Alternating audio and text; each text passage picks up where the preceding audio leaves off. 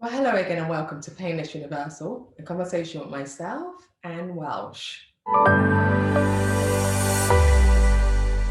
Today's conversation is to talk about Asian hate pain. I have an amazing actress, biracial, beautiful young lady who will be talking to me about her own journey, how she's overcome this and why she feels it's so important to talk about the Asian hate pain and educate others. My guest today is Nicole Mayans. She graduated from the Royal Birmingham Conservatory in 2018 and has worked with Yellow Earth Theatre and Morley Films on stage and film production. Her most recent work includes the web series Version of a Vivid Life with a Future First production. It's won Best Pilot Series and Best Screenplay at multiple festivals, including the Pinnacle Films Award and Out of the Cannes International Film Festival. She was also nominated for the Best Actress at the Asian Web Awards. Her other credits include The Young Woman, Helen, in the Menical in Jail, in the Smell of the Cockgrass, and Tanza in Blended. I am delighted she's taken the time out of her schedule to talk to us, not just about being an actress, but also overcoming Asian hate pain to become who she is today. Meet Nicole Mayans. Well, hello everyone and welcome to Painless Universal, conversation with myself and Welsh. Today's conversation is one I find truly inspiring, especially after the pandemic has caused so much pain. But before we go into all of that, my guest today, Nicole, she'll be talking about being an actress, an Asian actress, being successful, and also about her own challenges along the way. Nicole, how are you? I'm good, thank you. How are you?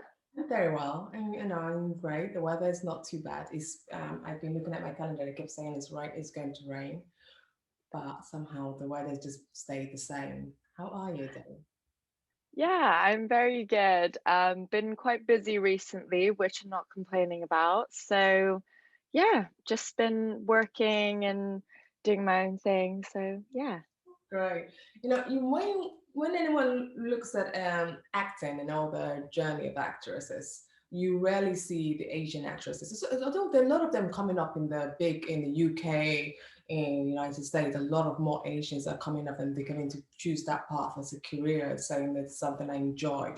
You know, you have chosen that path and you're based here out in the United Kingdom and you've chosen that path and you're doing exceedingly well. Before we go into all of that journey, could you just tell us a little bit about who is Nicole? Well, I was born and raised in Hong Kong, so I grew up there until I was about 16.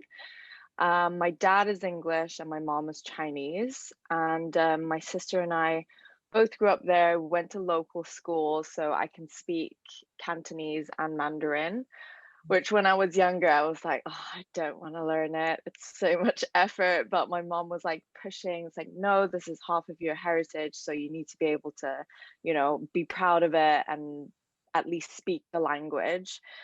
And then I moved over here when I was 16 to go to boarding school near Brighton, and then went to drama school in Birmingham, and then now I'm in London.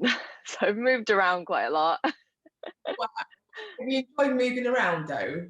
Because I Yeah. think it's a fascinating thing. You've learned so many different cultures, you've seen the world. How is it? How's moving around been for you? Yeah, it's been very cool. I mean, I know I'm very privileged in a sense that I can do that. And for me, it was amazing because it meant I got to meet so many people along the way, which I think is very important when, you're trying to grow up, you're trying to learn. And especially with being an actor as well, you want to meet as many people as possible, learn from as many people as possible. So I think, yeah, I was very lucky to be able to do that. Your acting role, coming into London, you decided to go into the acting phase, and you didn't just go for it. Just say I was doing this temporary. You really did go for it. How did you know within you that this is a career path you wanted to take? And can you share with me some of your success from being an actress? So, since a really young age, because basically my mom did musical theater when she was younger, Oh, so she's not like the typical kind of Asian mom stereotype where they'd be like, you have to be a lawyer, a doctor, or something like that. Like, she was very flexible and she was very supportive in terms of what my sister and I did. And same with my dad. He's a designer, so same, very artsy. So they just kind of pushed us in whatever direction that we wanted to do. And it just so happens that it was acting. So we started with dance and then did a bit of singing, musical theater, and then went into straight acting afterwards. So yeah, I kind of jumped in head first. I can't say it's an easy path. For anyone who wants to do it or is doing it, they definitely know that it's a marathon, not a sprint. Even now, there are times where I'm like, why am I doing this? Why am I putting myself through this rigmarole? But at the end of the day, it's something that I love doing and that I will never stop trying, which I think is very important if you're going into this, because once you start doubting yourself and once you start telling yourself that you're not good enough, then you start creating little barriers for yourself that you absolutely. just need to try a lot harder to break down. Yeah, no, absolutely. I think that's the thing. Sometimes we think it's just the easiest path, but nothing is actually easy because even the path you think is that easy, when you go into venture into it, you find how difficult. So can you share with some of me with some of your success, some of the movies you've done that's been shown globally around the world, and how we could get access to them to anyone who's possible, what you see you perform. So right now, the biggest thing, well, I guess the most successful thing I've done is this web series called Visions of a Vivid Life. I believe everything is out on YouTube I saw that. right now. And to be honest, when I did the project and when I got cast in it, it wasn't like a huge thing. I don't think anyone who was involved in it was, I don't know, you have expectations for it, but you kind of think, oh, it's just another thing that I'm doing that I'm just gonna do and then go on to the next thing. But the director was great, the cast was amazing. We all had an amazing time on set. Like, to this day, I'm still working with the director on his other projects, which is really good. Um, and yeah, we went into the festival circuit and did really, really well. Like, we won loads of awards for it, which I'm still surprised about because we did it maybe like a year and a half ago, and we still get new prizes like last week or 2 weeks ago, which I'm like, oh, there's more still coming in. Um, so yeah, that was, I guess, one of the ones that I wasn't expecting. Um, and then recently I did one that was with the same director as well, that is for like an LGBTQ plus film. Um, and that was a very different character that I played. She was very like just 100% herself. She doesn't care what other people think, which I think is such a refreshing role to have, because Yeah. most of the time we go through life, we want to please people. We always want to be the best version of ourselves, but this character was just completely like, I don't care what you think about me, which I thought was amazing, and I definitely want to be more like that in life. I think that's gonna go into the festival circuit soon. So we'll see. Yeah. Oh, that's wonderful. Congratulations on all of this because normally it's very difficult to get into roles that even you feel proud of. But I think you're so lucky you've been able to do it. And that brings me on to my next question about the BAME. I saw you made a comment about it, and I was actually very proud you said that because when we think about the BA, the Black Asian minority ethnicity, people are not quite sure where does anything fit in. And you made a very vital comment, especially being you are British. and you're East Asian actor. You always emphasize the East Asian, and why did you feel it was particularly important for you to emphasize that point that Asian is big? It's not just when you refer to Asia, you're not just saying what part of the world. Why did you think it's important to emphasize that? Because I feel the same with the Black as well. I think Black is also very big, it's very diverse. I'm not originally Nigerian, and what is Black is there's just so much about it. So tell me your own views, why you felt that way strongly about this. Yeah, so I mean, I only heard about the term during my third year in drama school. We were kind of like the BAME year, which meant that, like, our year was very diverse.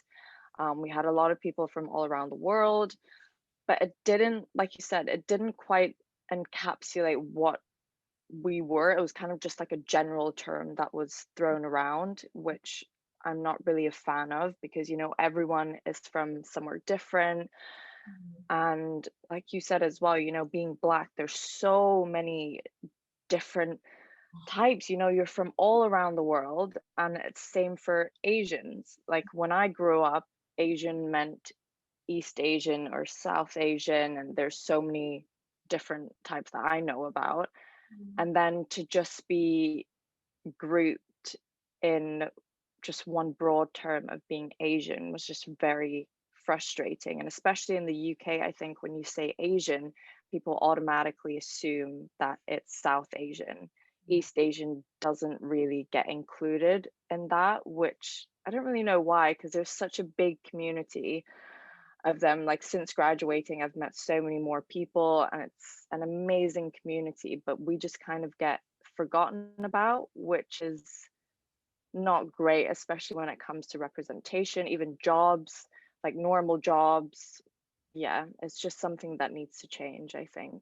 Absolutely, absolutely. I think it's it also dilutes one's identity. It takes away you trying to figure out who you truly are. So I know I'm a Nigerian girl that live in Britain and also Black British, but at the same time, I don't want to take that away from my origin. And the more we keep saying it, the younger generation starts to lose. Who am I? Where am I? Yeah. I love your comment about that. That it would be essential if you incorporates more, or you just leave it as it is and call people what they are. Yeah, so that that was really good. Then you go on to talk about the Asian pain.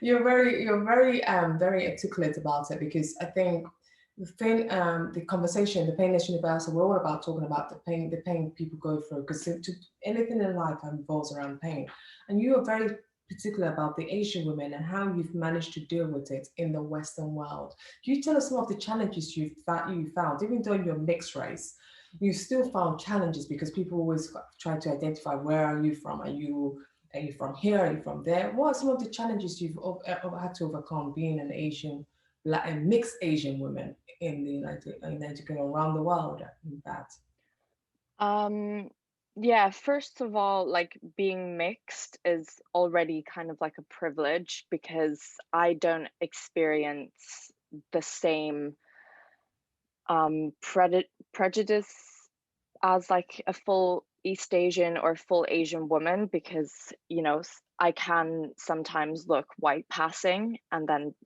that's a privilege for me.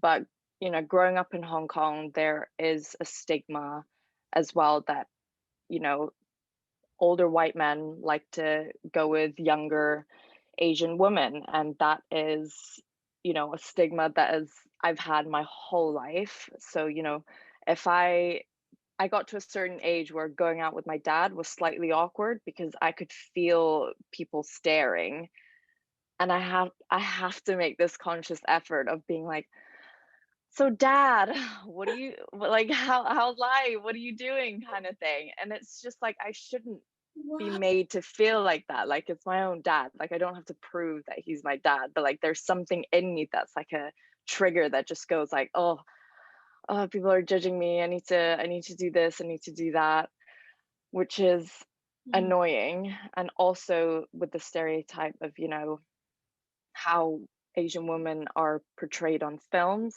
Mm. which I think, they're very over sexualized, which doesn't really help when you go to bars. People are like, oh, Asian women, they're exotic, they're this. And yeah, it just makes me feel uncomfortable. And yeah, it's not a nice feeling to have. I mean, like, women have to go through things with men anyway. And I think being an Asian woman where everything is very fetishized is doesn't really help the situation.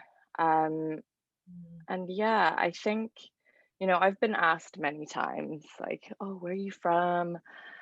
And I say Hong Kong, and they're like, oh, why is your English so good? And then being like, Hong Kong's an international city. We can all speak English, much like London, anywhere, any big city in the world.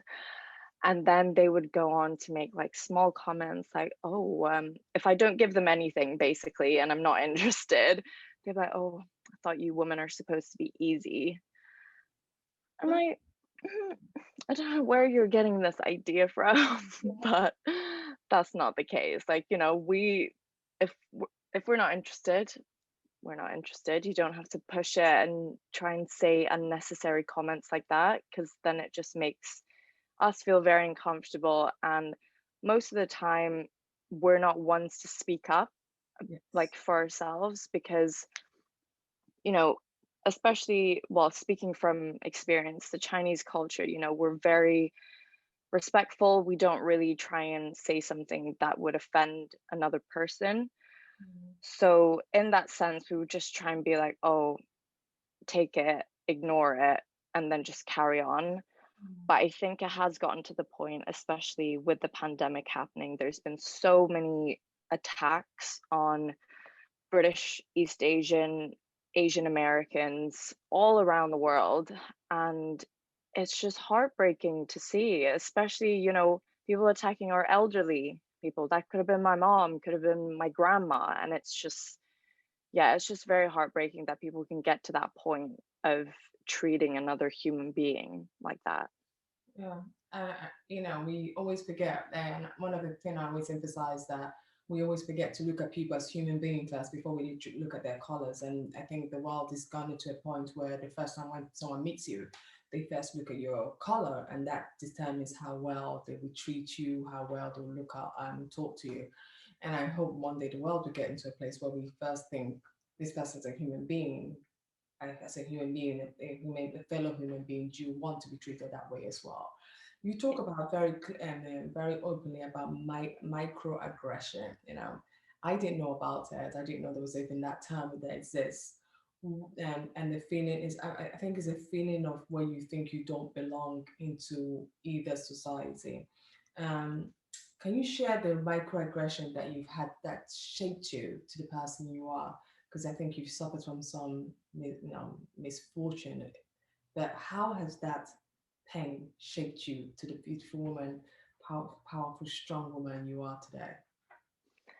I think when I was younger and when I experienced that microaggression, I kind of took it as a joke, almost to that was kind of like my coping mechanism. So if somebody did ask like questions like, "Oh, where are you from? Hong Kong, why is your English so good?" Or, just stuff like that, I would kind of laugh along with them and try and make them feel better for asking the question. That's nice. Um, and then that would make me really confused about my identity because, being half, being mixed raced, Mm. I was brought up to be proud of both cultures, which I'm very grateful to my parents for. They never once was like, oh, like, I don't know, I guess they would never say don't be proud of this, but they were both like embrace both your cultures, like, you know, this is you, so you have to love yourself for it. And yeah, I think I took it more of a joke when I was younger. And then when I started growing up, maybe towards boarding school, I got asked the same questions. Um, and people asking stupid things like, oh, I don't know, is Hong Kong like Japan or something like that? Like, do you speak Japanese then? And I'm like, no, it's a completely different like country. And that was that just made me really confused. And then for them to say like, oh, you don't look English at all. You look Chinese. You look very Asian. And then that confused me because then I felt like I needed to prove that I was English and then hide my Chinese side a bit more. And then up till now, I think it's only very recently that I've become a lot more vocal about being half Asian.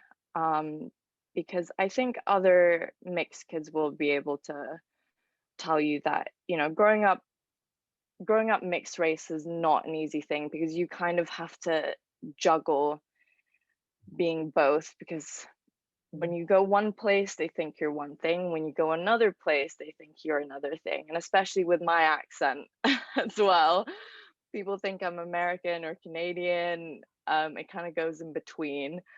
So I think for me, yeah, it's definitely made me a stronger person. Now I'm able to confront people who I feel like are being, you know, kind of giving their little microaggressions towards me.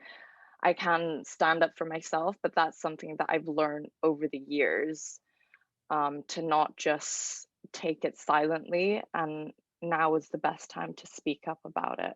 No, absolutely. Because if I think silence is it's only healing no one. No one is getting cured by being silent. But the more you talk about it, I have a younger generation coming up also can understand how to identify themselves. How do they fit in this world?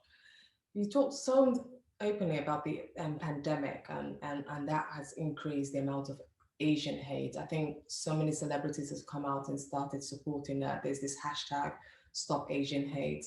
What are your views on that, and how do you think we could fix that problem that is just stemming from this pandemic?